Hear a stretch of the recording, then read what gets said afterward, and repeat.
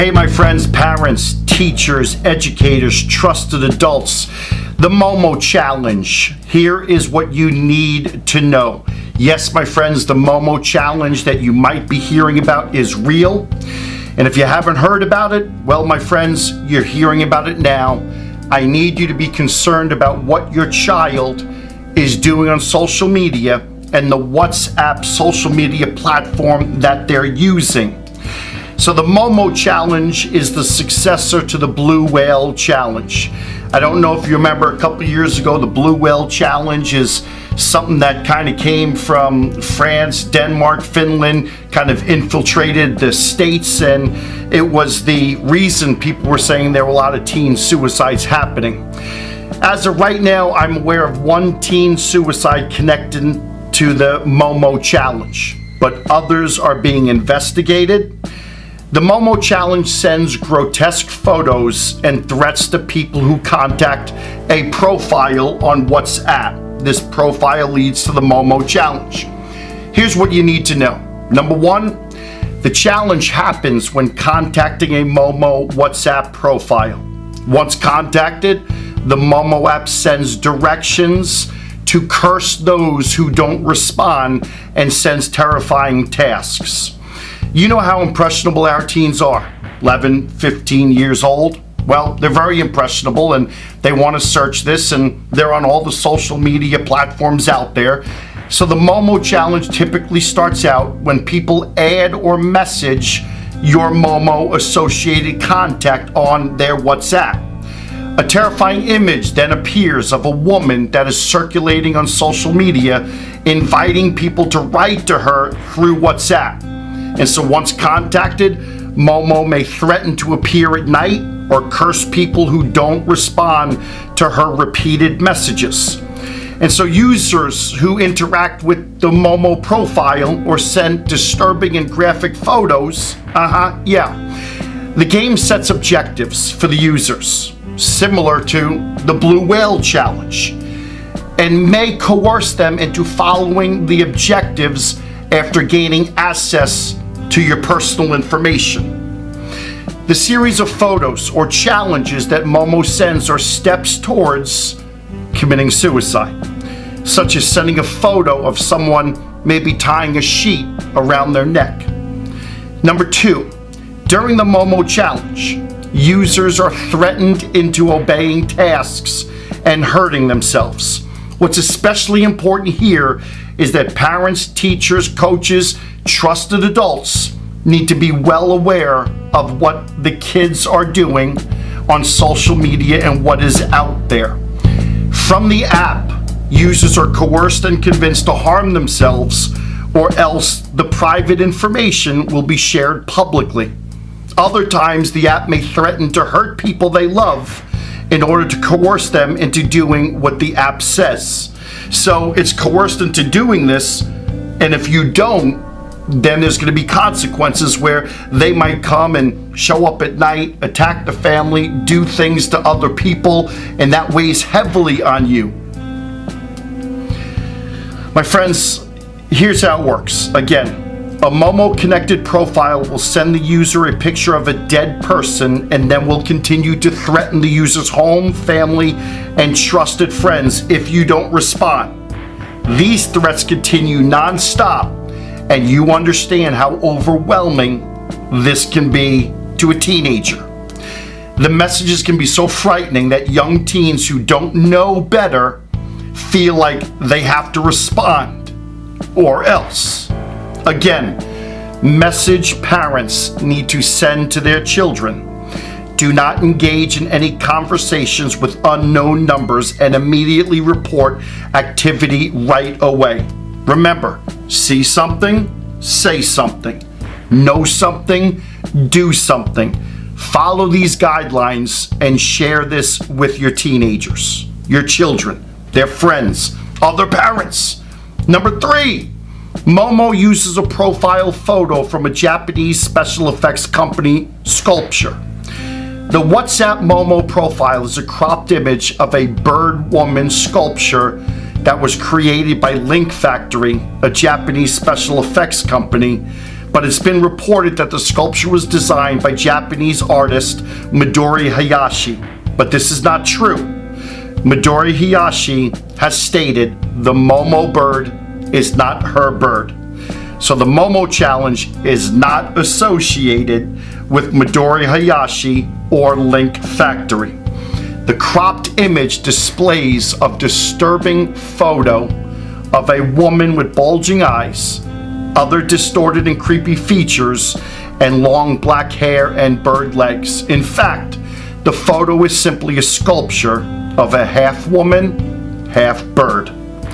Number 4, the challenge may have originated in Japan or in a Facebook group, and it's very popular in Spanish-speaking countries, but that doesn't mean it's not showing up here in the States. The challenge appears to have originated in Japan. However, this may just be assumed because the profile photo originates from Japan. But it's also been reported in Mexico that the game started in a Facebook group. They said that members of a Facebook group were challenged to establish communication with an unknown number. Users told authorities that if you sent a message to Momo from your cell phone, it responded back with violent and aggressive images. It's pretty alarming, my friends.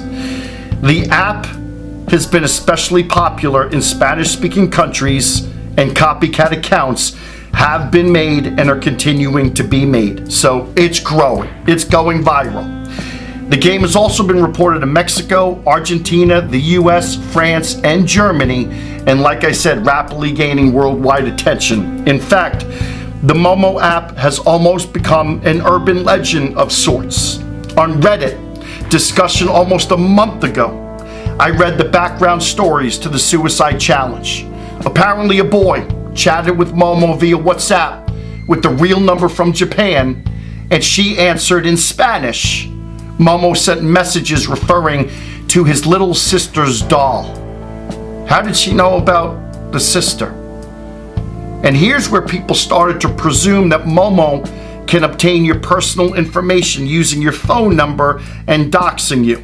By the way, doxing means to search for and publish private or identifying information about a particular individual on the internet, typically with malicious intent. But here comes the creepy part, and to me, the most horrifying. Momo apparently sent several images of mutilated kids. I quote apparently, because all the images are blurred, so you can't tell if they are real or not. So I started to search everywhere I could for chats with Momo, looking for gory images, but I didn't find anything. I didn't want to keep looking because I don't want the harassment myself. Personally, I think the images part is fake. Otherwise, somebody would have already leaked these images successfully obtained from Momo, making this go even more viral than it's already going. My friends, it's sick. It's disturbing.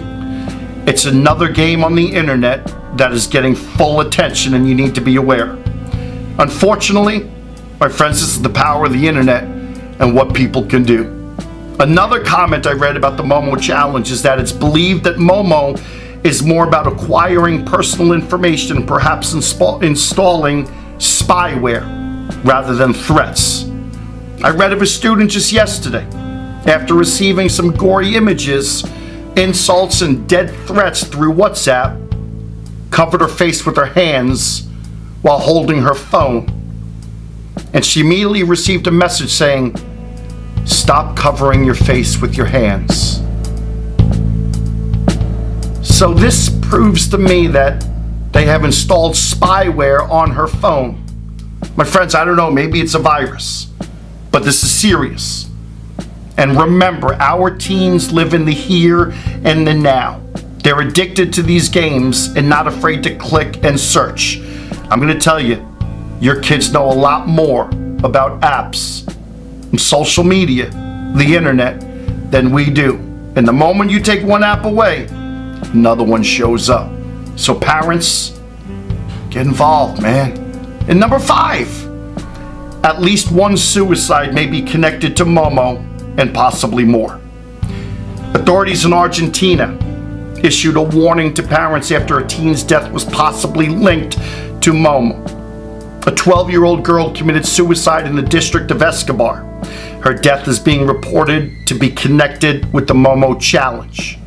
The 12-year-old girl committed suicide by hanging herself from a tree in her family's backyard. She filmed her activities on her phone just before committing suicide.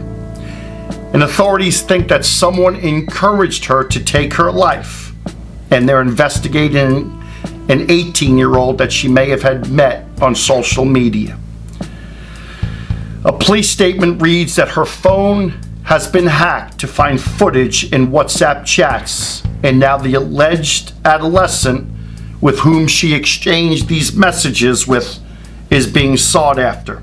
Police also said they believe that the teen intended to upload the video of her suicide to social media as part of a challenge crediting the Momo game.